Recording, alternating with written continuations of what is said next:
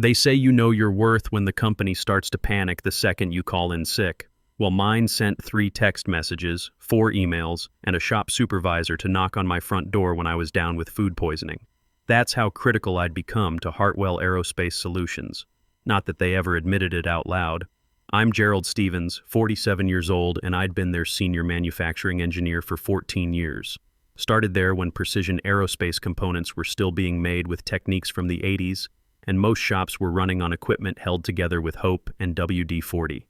I was their go-to guy, which is corporate speak for solve everything, take no credit, and don't ask for raises. You ever designed something from scratch with your own hands, watched it save the company millions in rework costs, only to see it implemented under someone else's name like you were invisible on the shop floor? That was my reality. Every project for 14 years. Hartwell Aerospace. Ran like an old boys club dressed up in modern safety protocols. Monday meetings were competitions to see who could say lean manufacturing the most while showing off charts made by consultants. The folks with family connections got executive offices. Everyone else got cubicles in the engineering bay and motivational posters about continuous improvement. My workspace was organized chaos. 2 computer monitors, 1 drafting table covered in technical drawings, and a notebook full of process improvements that contained more real solutions than the executive team's strategic plans. I didn't do corporate small talk. I did results. Back in my Air Force days, we had a saying, engineer it right the first time or troubleshoot it under pressure. That mindset served me well in civilian manufacturing. I developed the quality control protocols that eliminated 90% of our rework issues. The precision tooling processes that brought our tolerance rates to military specification standards. The workflow optimization that increased our production efficiency by 35%. My reward? A company barbecue invitation and a performance review that called my contributions adequate team support. That's when I stopped expecting recognition and started focusing on documentation. Every process I designed, every improvement I implemented, every workflow I optimized, I kept detailed records. Call it military training, but I logged everything. Timestamps, revision histories, email chains, even photos of my home workshop where most of the initial development happened. Good thing, too, because the reorganization hit like equipment failure on final inspection. Sudden, expensive, and followed by a lot of people pretending the warning signs weren't obvious. It started with the usual corporate language about streamlining operations, bringing fresh perspectives, and empowering the next generation. Translation. The CEO's daughter needed a position that looked impressive on her resume. Stephanie Hartwell, 29 years old, straight from some executive leadership program at Northwestern. Her qualifications? An MBA from a school that costs more than most people's annual salaries, and a consulting internship at McKinsey, where she learned to tell manufacturing companies what their own engineers already knew. They announced her at the quarterly all-hands meeting like she was the solution to problems we didn't have.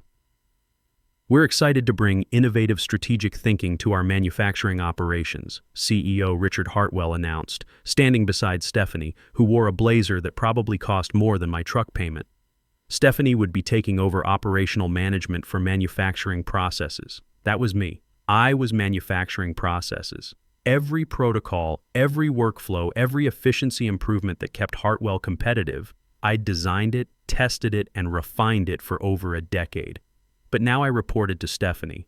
First meeting, she showed up 15 minutes late carrying a coffee that cost more than most people's lunch. Didn't bring any notes, just sat there scrolling through her phone while I explained our current production schedules and ongoing quality initiatives. She interrupted twice. Once to ask if our processes were digitally optimized, and again to inform me she didn't need me to strategize, just implement. Implement. Like 14 years of aerospace engineering was just following instructions. I kept my mouth shut and continued presenting. The real problem started the following week. My system access got restructured for security optimization. Not removed, just limited. I could view production data but couldn't modify parameters, could access historical reports but couldn't generate new analyses. When I asked about it, they said it was part of new operational security protocols. When I requested the written policy documentation, they stopped returning my messages. That's when I started paying attention to our shared network drives. Stephanie had been productive. She'd created a folder called Hartwell Innovation Initiative and populated it with documents I recognized immediately, my quality control protocols, My workflow optimizations, my precision tooling specifications, every diagram, every process map, every technical procedure I'd spent years developing. But now, they all had Stephanie's name in the document headers.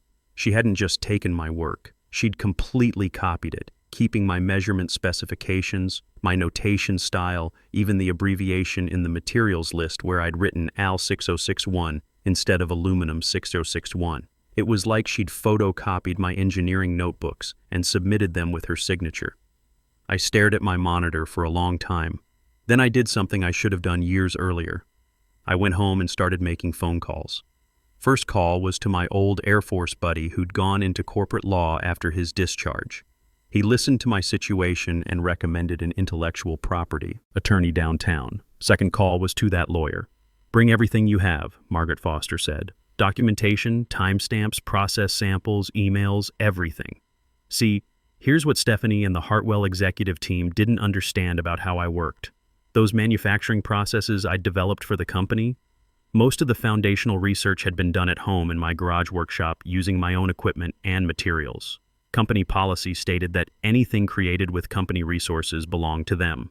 But the original prototypes, the core methodologies, the foundational engineering, all of that came from my personal workshop, and I had the documentation to prove it. That weekend, I laid everything out on my kitchen table. Design sketches with timestamps going back 9 years, email discussions with suppliers about specifications, photos of prototype components I'd machined in my garage, even old engineering forum posts where I'd discussed some of the theoretical concepts before Hartwell had implemented them. My wife Carol looked at the organized evidence and shook her head. "You've been preparing for this day for years, haven't you?" "Not preparing," I said, "just being thorough. Military taught me to document everything and trust nobody's word over written proof." The garage workshop was where the real innovation had happened. While Hartwell was still debating whether to upgrade their 1990s CNC machines, I'd been experimenting with precision manufacturing techniques on my own equipment. The basement had become a miniature R&D facility over the years. Lathe, milling machine, coordinate measuring machine I'd bought used from a defense contractor liquidation sale. Every evening after work, I'd head down there and tinker with process improvements, testing different cutting speeds, experimenting with tool geometries, developing fixture designs that would later revolutionize Hartwell's production line. Carol used to joke that I spent more quality time with my machinery than with her, but she knew I was solving problems that made our mortgage payments possible. The breakthrough moment had come in 2016 when I was working on reducing cycle times for aluminum housing components. Standard industry practice was running multiple setup operations, each requiring manual intervention and quality checks. I developed a single setup process using custom fixtures and automated tool changes that cut production time by 60%. I documented everything in my personal engineering notebook. Sketches of the fixture designs, calculations for optimal cutting parameters, even photos of the prototype parts I'd machined to verify the concept. Only after proving it worked in my garage did I present it to Hartwell management. Now Stephanie was presenting that exact same process as her innovative manufacturing optimization framework. Monday morning, I sat in Margaret Foster's office while she reviewed my files. She was the kind of attorney who smiled when she found holes in opposing arguments, and she was smiling frequently. "Do you have non-disclosure agreements covering these early prototypes?" she asked. "No. Company policy only covered work done on-site with company resources. These were all developed independently. And you can establish the development timeline." I opened my laptop and showed her workshop logs going back 7 years, personal email chains with material suppliers, time-stamped photos of component testing from 2017, even entries in my personal engineering blog discussing optimization theories that later became central to Hartwell's production efficiency. The blog entries were particularly damaging to any future defense Hartwell might attempt. I'd been writing about manufacturing optimization techniques since 2015, posting detailed technical discussions about process improvements, efficiency gains, and quality control methodologies. Every major innovation that Stephanie was now claiming as her own had been documented on my blog months or years before Hartwell had implemented it. Margaret pulled up one post from March 2017 titled "Single Setup Manufacturing: Reducing Cycle Times Through Integrated Fixturing." The post included detailed technical drawings, mathematical calculations for determining optimal tool paths, and photographs of prototype components. 2 months later, Hartwell had implemented an identical process that Stephanie was now calling her signature innovation. "This is extraordinarily comprehensive documentation," Margaret said. "Most IP cases rely on employment records and company timestamps. You have independent verification of your development work dating back nearly a decade." "Military habits die hard," I said. "Document everything, assume nothing, and always have backup plans for your backup plans." "We should file provisional patents immediately," she said. 4 of them covering the core processes they're now presenting as proprietary innovations. The patent applications were surgical in their precision. Each one covered specific technical innovations I'd developed independently, with my garage workshop documentation serving as prior art, establishing my ownership of the intellectual property. Margaret had crafted them to be legally bulletproof while being technically accurate. Patent number 1 covered the single setup manufacturing process that had revolutionized Hartwell's aluminum component production. Patent number 2 protected the automated quality control system that had eliminated their rework issues. Patent number 3 secured the precision tooling methodology that had brought their tolerances to military specification standards. Patent number 4 covered the workflow optimization algorithms that had increased their overall production efficiency. So, I did. Filed them on a Thursday evening from my home office while Carol made dinner and asked about my day. I told her things were looking up. The provisional patents gave us 12 months to file full patent applications while establishing legal priority for my innovations. More importantly, they created an immediate legal barrier to Hartwell's continued use of my intellectual property without compensation. Back at work, Stephanie was operating in full executive mode. She'd started conducting innovation briefings where she presented my processes to management, who nodded along like they understood what precision tolerances actually meant. She renamed my quality system Hartwell Excellence Protocol, called my workflow optimizations Stephanie's Efficiency Framework, even had the graphics department create presentations about her visionary approach to manufacturing excellence. The presentations were particularly galling because they used my exact terminology, my mathematical formulations, even my hand-drawn diagrams that had been digitized and reformatted with corporate branding. She hadn't just stolen my intellectual property, she'd created a marketing campaign around it. I watched it happen with the patience of someone who'd spent 6 years in the Air Force learning that the best response is methodical and properly documented. Vincent Parker, the junior engineer, started asking questions that made it clear he'd noticed the inconsistencies. "Hey Gerald, this new Hartwell framework documentation looks identical to the process guides you showed me last year. Same specifications, same notation style. Strange coincidence, right?" I just nodded. Engineering principles tend to be consistent across applications. But Vincent wasn't fooled. He'd been working with me for 3 years. He knew my design methods, my documentation style, my problem-solving approach. When Stephanie started presenting her innovations, he saw through it immediately. The kid had integrity, which was becoming rare in corporate environments. He'd started his career at Hartwell straight out of college, and I'd taken him under my wing because he reminded me of myself at that age. Eager to learn, willing to get his hands dirty, more interested in solving problems than climbing corporate ladders. During one of Stephanie's innovation briefings, Vincent had asked a technical question about implementation tolerances that stopped her presentation cold. She'd fumbled around for an answer, used a lot of corporate buzzwords, but couldn't provide the specific mathematical relationship he was asking about. I could have answered it in my sleep because I'd derived those formulas myself in 2018. After the meeting, Vincent cornered me in the break room. "Gerald, what's really going on here? Those processes she's presenting are exactly what you taught me when I started." "Down to the decimal point calculations. Corporate politics," I said. "Sometimes management needs to rebrand existing work to justify organizational changes." He wasn't satisfied with that answer, but he was smart enough to recognize when someone was being careful with their words. Vincent had noticed other things too. The way Stephanie avoided technical discussions with senior engineers. How she delegated all implementation questions to me while taking credit for strategic vision. The fact that her innovation timeline coincidentally matched my development projects from previous years. The confrontation I'd been expecting came on a Tuesday in October. HR summoned me for what they called a schedule review meeting. Corporate language for "we're about to terminate your employment." Linda Morrison from HR was there along with Stephanie and Howard Bennett, the CTO who'd hired me 14 years earlier. All three looked like they'd discovered me selling trade secrets to competitors.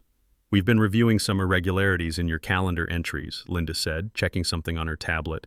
"Multiple appointments labeled legal consultation, IP review, and patent research.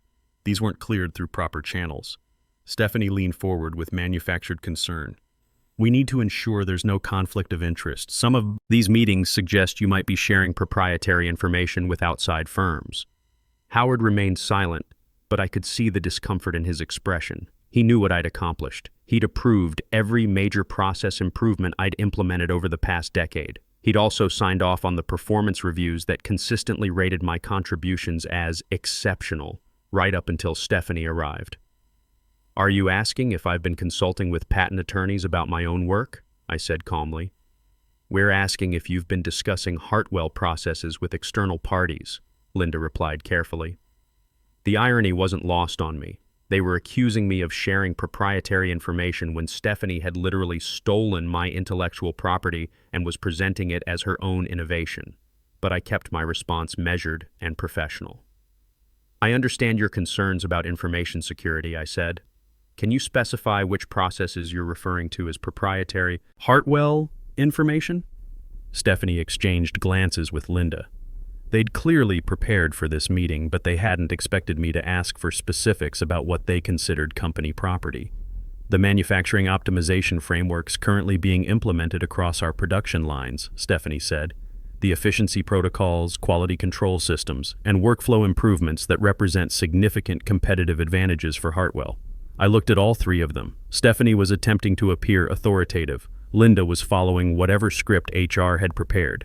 Howard was studying his hands like he wanted to be anywhere else. "Gerald," Stephanie said, sitting back in her chair, "we know you've been meeting with competitors. This is your final day." The room became quiet. I could hear the ventilation system running and someone's phone vibrating on the table. I stood up slowly, straightened my shirt, and looked directly at Stephanie. "You might want to consult with your legal department before you make that official." Then I left. The termination email arrived 3 hours later. Violation of confidentiality agreements. Unauthorized external communications, effective immediately. They sent facility security to escort me out like I was some kind of industrial spy instead of an engineer reclaiming his own intellectual property. I collected my personal items, coffee mug, family photos, that notebook containing 14 years of process documentation. The security escort was embarrassing but not unexpected. Tom Rodriguez, the security supervisor, had worked at Hartwell for 8 years. He'd seen me working late countless evenings, debugging production issues that kept the facility running. "Sorry about this, Gerald," he said quietly as we walked toward the exit. "Word around the facility is that this whole situation stinks." While I waited for the elevator, Stephanie couldn't resist one final display of authority. She approached with that practiced executive smile, apparently wanting to savor the moment of victory. "No hard feelings, Gerald. You're just not management material. Never were." I turned and met her eyes. "You're absolutely right about one thing, Stephanie. There won't be any hard feelings." The elevator doors closed, and for the first time in 14 years, I was independent. Carol was waiting when I got home. She'd taken the afternoon off from her job at the medical center, somehow knowing I'd need support when this day finally arrived. "How did it go?" she asked. "Exactly as expected," I said. "They terminated me for meeting with patent attorneys about my own intellectual property." "What happens now?" I opened my laptop and showed her the provisional patents Margaret had filed that morning. Now we find out what happens when you steal from someone who documents everything. 96 hours later, the cease and desist letters arrived like precision-guided ordnance. Certified mail to CEO Richard Hartwell, the board of directors, the legal department, and every major client using Hartwell's manufacturing services. Each letter was surgical in its accuracy. It specified exactly which processes belonged to me, which patents I now held, and what continued use of my intellectual property without proper licensing would cost them.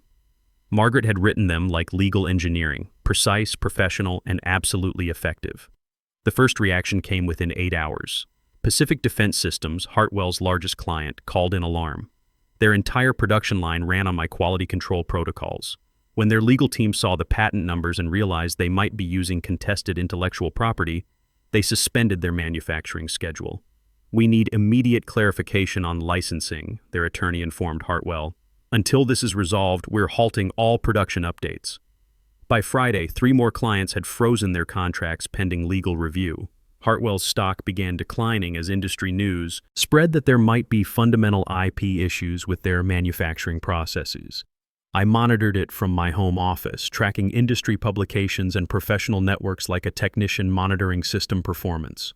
Former colleagues started reaching out with carefully phrased messages. "Hey Gerald, heard about the situation. Hope things work out. Interesting times at the facility. Miss having you around to keep production running. Stephanie's been in meetings with attorneys all week. Looks stressed." I didn't respond to any of them. This wasn't about workplace politics or choosing sides. This was about ownership, documentation, and the systematic application of legal pressure. Meanwhile, Hartwell's legal department was experiencing what my Air Force buddies would call a full-scale emergency response. They examined every contract, every employment agreement, every document related to my work over the past 14 years. What they discovered wasn't encouraging. Most of my foundational work had been developed before comprehensive IP agreements were implemented. The company's legal framework had evolved over time, but my core processes predated their most restrictive policies. Howard Bennett found himself in an impossible situation. He'd been there when I developed most of these systems. He knew the timeline. He'd approved the implementations. Now he was being asked to certify that somehow Stephanie had independently created identical solutions. During depositions, Howard was forced to admit under oath that he had no knowledge of Stephanie conducting any independent research or development work. When pressed for technical details about her innovation process, he couldn't provide any documentation of her actual contributions beyond reformatting my existing work. Stephanie, meanwhile, was learning that being the public face of stolen innovation came with technical responsibilities she couldn't meet. Clients demanded detailed explanations she couldn't provide. Engineers asked implementation questions about processes she'd never actually developed. Her innovation briefings became exercises in deflection and corporate misdirection. When Pacific Defense's engineering team requested technical specifications for process modifications, Stephanie couldn't answer basic questions about mathematical relationships I'd derived years earlier. The patent filings were public record. Industry publications began covering the story. Hartwell Aerospace faces IP dispute over core manufacturing processes appeared in 4 different trade magazines. Within 2 weeks, my professional profile started receiving attention. Connection requests from competitors, recruiters, even journalists wanting to understand the technical aspects of the dispute. I accepted the connections, but declined all interviews. Let the legal process handle the communication. The real pressure arrived when Hartwell's biggest client, Continental Aviation, demanded a direct meeting. They'd integrated their entire quality system with what Stephanie was calling the Hartwell Excellence Protocol. If that protocol was legally contested, their entire certification process was at risk. "We need absolute certainty about the origin of these processes," Continental's engineering director told Richard Hartwell during a tense conference call. "If there's any question about ownership, we'll need to identify alternative solutions." Continental represented 40% of Hartwell's annual revenue. Losing them would be devastating. That's when settlement discussions began. Hartwell's attorneys contacted Margaret with what they called preliminary conversations about resolving this misunderstanding. Margaret's response was direct. "There's no misunderstanding. Our client owns the intellectual property. Your client is using it without authorization. We can discuss licensing arrangements." The negotiations extended over 8 months. Hartwell's lawyers attempted every approach they could develop. Work-for-hire agreements that didn't actually cover the disputed processes. Collaborative development claims that collapsed when they couldn't produce collaborative documentation. They even suggested I'd abandoned the intellectual property by not filing patents earlier, until Margaret explained that there's no legal requirement to file patents within any specific time frame. But my documentation was comprehensive. Every timestamp correlated. Every development phase was recorded. Every iteration was tracked from my garage workshop to production implementation. The Air Force had taught me to document everything. 14 years later, that discipline was generating returns I'd never anticipated. The final agreement was $975,000 plus ongoing licensing fees for continued use of my processes. Not the largest settlement you'll hear about, but fair compensation for what represented one engineer's intellectual property claim against a mid-size aerospace company. More importantly, Hartwell had to provide public acknowledgement of my contributions to their manufacturing systems. The press release was carefully crafted corporate language, but anyone in the industry could interpret the meaning. Hartwell Aerospace Solutions acknowledges the significant contributions of former senior manufacturing engineer Gerald Stevens to the development of key production processes currently utilized in our manufacturing operations. We are pleased to have reached a mutually beneficial licensing agreement that ensures continued innovation and client service excellence. Translation: we got caught using someone else's work and had to compensate them. As for me, I used the settlement to establish Stevens Precision Engineering. Nothing elaborate. Just me, a home office, and a philosophy of giving credit where it's earned. My first client was Pacific Defense Systems, the same company that had frozen their Hartwell contract when my patents surfaced. We'd rather work directly with the engineer who developed what we were using anyway, their production manager told me. Within 8 months, I had 7 clients, all of them companies that had grown tired of paying Hartwell licensing fees for processes I'd originally created. I hired Vincent Parker as my first employee. The kid had integrity, which is more valuable in this business than technical credentials. These days, when young engineers ask for advice, I tell them what my Air Force instructor told me 25 years ago. Document everything, trust but verify, and always maintain a contingency plan. Because you never know when the company that calls you family decides you're expendable. But if you've done your preparation, maintained accurate records, and understood your legal rights, you might discover that you were never really their employee. You were always the owner of something they couldn't operate without. The best defense against corporate betrayal isn't loyalty. It's documentation that proves what you actually built when they try to erase your name from it. Sometimes the company that fires you for protecting your work ends up paying you more than they ever did when you worked there. And that's called justice with a monthly reminder.